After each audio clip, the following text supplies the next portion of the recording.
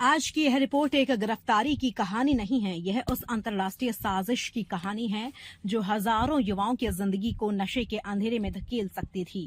यह उस खतरनाक नेटवर्क की कहानी है जो सीमाओं को पार करता है, देश बदलता है, पहचान बदलता है, तरीके बदलता है, लेकिन उसका मकसद हमेशा एक ही होता है: नशे का कारोबार, मुनाफे का खेल और समाज को धीरे धीरे खोखला करना।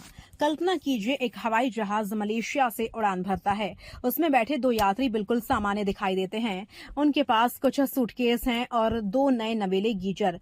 कोई उन्हें देखकर शायद ही शक करे, लेकिन उन्हीं गीजरों के भीतर छिपा था 15 किलो से ज्यादा खतरनाक नशा, 145 वैक्यूम पैकेट और लगभग 5 करोड़ 38 लाख रुपए की अवैध खेप, जो अगर बाजार तक पहुंच जाती तो न जाने कितनी जिंदगियां इसकी गिरफ्त में आ सकती थीं।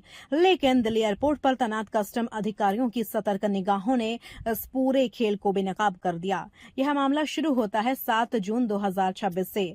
मलेशिया की राजधानी कुआलालंपुर दक्षिण पूर्व एशिया का एक बड़ा अंतर्राष्ट्रीय ट्रांजिट हब।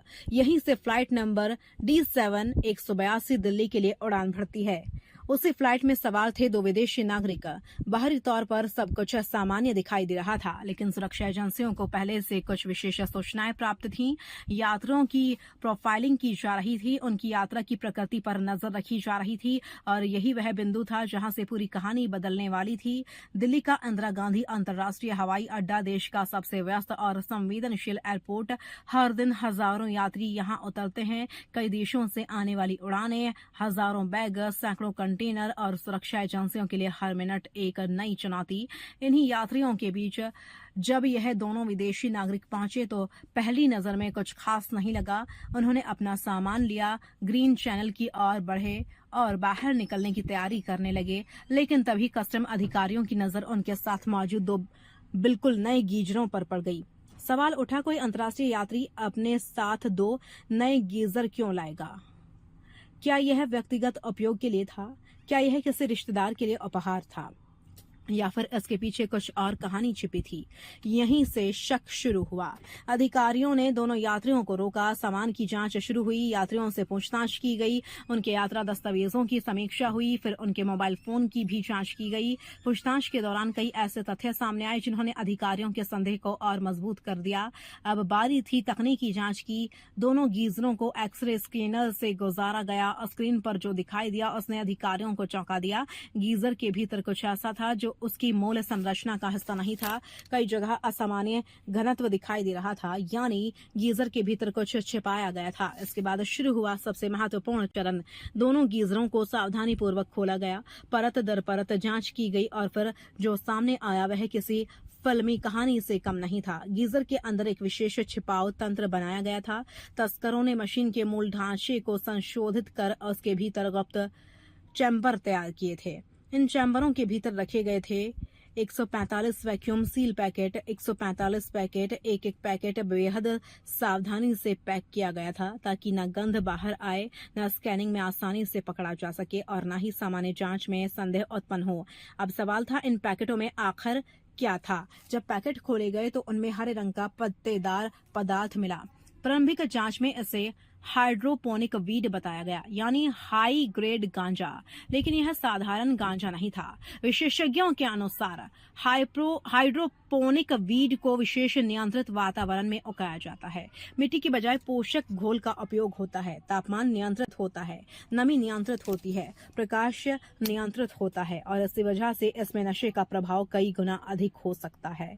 यही कारण है कि इसकी मांग अंतर्राष्ट्रीय अवैध बाजार में बहुत अधिक होती है और इसकी कीमत भी सामान्य गांजे की तुलना में कई गुना ज्यादा होती है। जब पूरे पदार्थ का वजन किया गया तो उसका कुल वजन 15.38 किलोग्राम निकला। बाजार मूल्य का आकलन किया गया और अनुमान सामने आया, करीब 5 करोड़ 38 लाख रुपए। जी हाँ, सिर्फ दो गीजरों में छिपी हुई खेप और कीमत 5 करोड़ से अधिक। अब यहाँ एक और बड़ा सवाल खड़ा होता है, क्या ये दोनों यात्री वास्तव में तस्करी नेटवर्क के मुख्य खिलाड़ी हैं या सिर्फ कैरियर? क्या उन्हें पूरी जानकारी थी? क्या दिल्ली में कोई रिसीवर मौजूद था? क्या कोई स्थानीय नेटवर्क इस खेप का इंतजार कर रहा था? क्या इसके तार मलेशिया तक सीमित हैं या दक्षिण पूर्व एशिया के किसी बड़े ड्रग सिंडिकेट से जुड़े हुए हैं? जांच एजेंसियां अब इन्हीं सवालों के जवाब तलाश रही हैं। दोनों आरोपियों को एनडीपीएस एक्ट 1985 के तहत गिरफ्तार किया गया है। उनसे पूछताछ जारी है। उनके मोबाइल डेटा, संपर्क सूत्र, यात्रा इतिहास, बैंकिंग लेन देन और डिजिटल कम्युनिकेशन की जांच की जा रही है। विशेषज्ञ मानते हैं कि अंतर्राष्ट्रीय ड्रग्स तस्करी अब पहले से कहीं ज्यादा तकनीकी और संगठित हो चुकी है। पहले जहां बैग, कपड़ों या खाद्य पदार्थों में नशा छिपाया जाता था, अब घरेलू उपकरण, इलेक्ट्रॉनिक मशीनें, फर्नीचर, ऑटोमोबाइल पार्ट्स और औद्योगिक उपकरण तक इस्तेमाल किए जा रहे हैं। दिल्ली एयरपोर्ट पर यह पहली बड़ी बरामदगी नहीं है। कुछ समय पहले भी बैंकॉक से आए यात्रियों के पास से लगभग 48 करोड़ रुपए मूल्य की हाइड्रोपोनिक वीड पकड़ी गई थी। उस मामले में भी विदेशी नागरिक शामिल थे। यह लगातार बढ़ती घटनाएं इस बात का संकेत हैं कि भारत अंतर्राष्ट्रीय ड्रग्स नेटवर्क के निशाने पर है। लेकिन इस पूरे मामले में सबसे ज्यादा महत्वपूर्ण बात यह है कि अगर कस्टम अधिकारी केवल औपचारिक जांच कर आगे बढ़ जाते, अगर गीजरों पर ध्यान न जाता, अगर एक्सरे स्कैन न किया जाता, तो यह खेप शायद देश के भीतर पहुंच चुकी होती और फिर यह नशा सड़कों पर बिकता, कॉलेजों तक पहुंचता, युवाओं तक पहुंचता और कई परिवारों की खुशियां तबाह कर सकता था। 2 नए geyser, 145 vacuum packet, 15.38 kilo high grade नशा, 5 करोड़ 38 लाख की कीमत और एक अंतर्राष्ट्रीय तस्करी नेटवर्क की संभावित कड़ी। यह सिर्फ एक जब्ती नहीं है, यह उस खतरनाक युद्ध की एक झलक है जो सुरक्षा एजेंसियां हर दिन देश की सीमाओं, एयरपोर्टों और बंदरगाहों पर लड़ रही हैं। इस बार तस्करों ने गीजर को हथियार बनाया, लेकिन कानून की निगाहें उससे भी ज्यादा तेज निकली। अब पूरी नजर इस बात पर है कि क्या इन 2 गिरफ्तार आरोपियों से उस बड़े नेटवर्क तक पहुंचा जा सकेगा जो सीमा पार नशे का जहर भारत तक पहुंचाने की कोशिश कर रहा है। क्योंकि सवाल सिर्फ 5 करोड़ की खेप का नहीं, सवाल देश की आने वाली पीढ़ियों का है।